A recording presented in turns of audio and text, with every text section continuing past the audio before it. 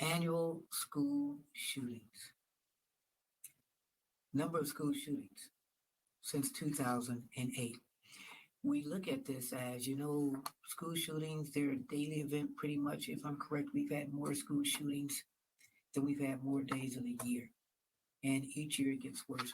Why does it get worse? Is it because of we had the COVID time where people were inside and they're out now? And even though it's been about 2 years since COVID has technically ended in some people's eyes, some people attribute everybody being stuck in their house as being a reason for some of the school shootings.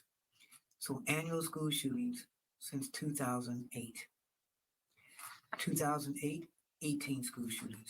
2009, 22 school shootings. 2010, 13 school shootings. 2011, 15 school shootings. 2012, 13 school shootings. 2013, 26 school shootings. 2014, it went up, 36 school shootings. 2015, it went up, 38 school shootings. 2016, it really went up, 51 school shootings. 2017 went down a little bit, 42 school shootings. 2018 went up a couple, 44 school shootings. 2019 it went up, 52 school shootings.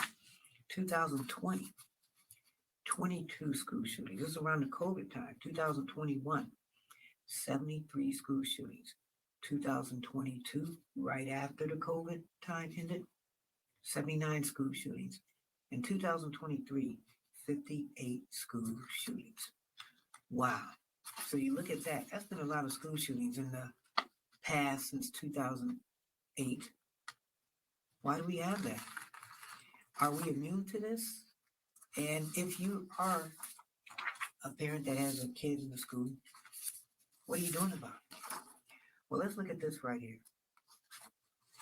Kids are getting sophisticated, and we have got to deal with this and deal with the problems of kids and parents and teachers. So this is in Florida.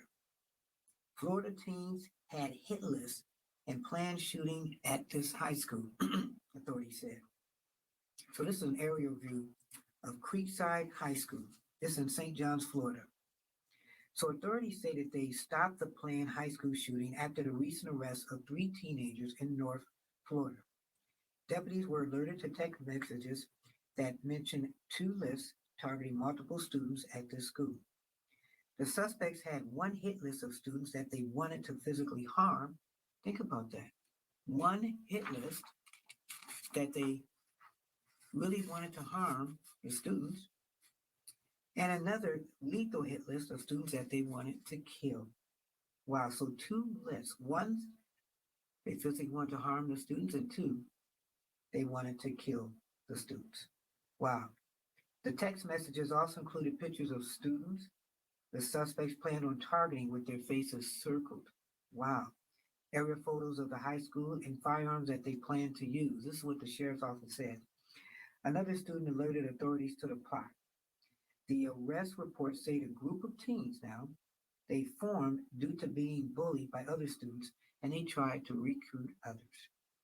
The arrest reports do not state whether the teens had access to firearms, but include text messages that they sent to one another stating plans to use an AK-47. Wow. So these kids were bullied. And you think about that, man, what makes it so bad that you're bullied that payback is to kill that person? Back in the old days, it was, unfortunately, you try to tell your parents and your teachers. Is it a sign of the times that the parents and teachers aren't being there for the kids, and the kids are like, you know what? I'm getting tired of being bullied, so I'm going to take my life in my own hands, and there's 2. What is making some of the kids do what they do?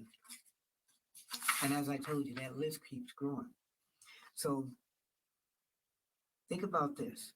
These are the fast facts of school shootings in America. There have been at least 58 school shootings in the United States so far this year. 19 of those were on college campuses, and the remaining 39 were on K through 12 school grounds. The incidents have left at least 28 people dead and more than 57 injured. All incidents of gun violence are included if they occurred on school property, from kindergarten through college campuses. So go back to the pandemic.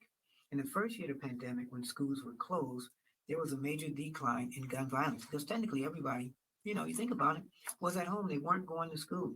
So since then, recent years have seen a stark increase in school shootings, with both 2021 and 2022 setting records since at least 2008, just like I gave you.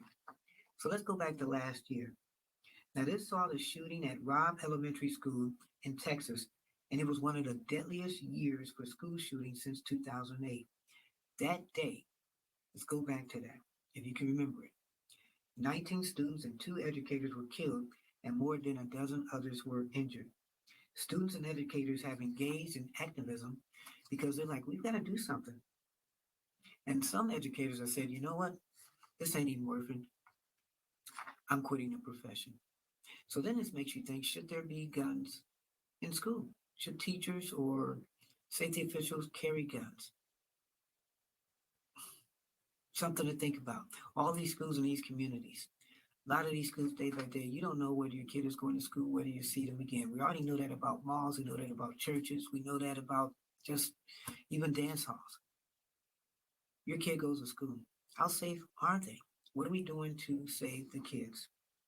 So some states in the South have seen the highest rate of school shootings relative to their population.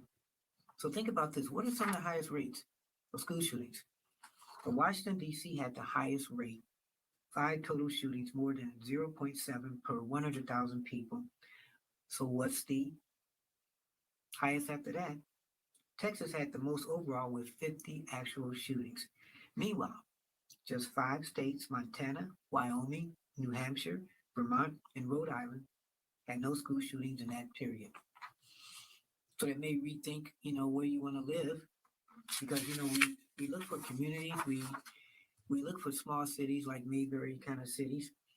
We look for safety. So if you're looking to move somewhere safe, maybe Montana, Wyoming, New Hampshire, Vermont, and Rhode Island, as far as your kids are concerned, maybe those are some of the safest places to be, because then you hopefully won't have to worry about your kid getting shot or even you getting shot. We're keeping it honest, keeping it simple, and we are keeping it real. Let me know what you thought about that. Talking about school shootings, let's not forget, okay? Let's not take life for granted, because as we've seen over the years, anything can happen. The question is, do you want it to happen to you, or do you want to put in a place where it could happen to your kids?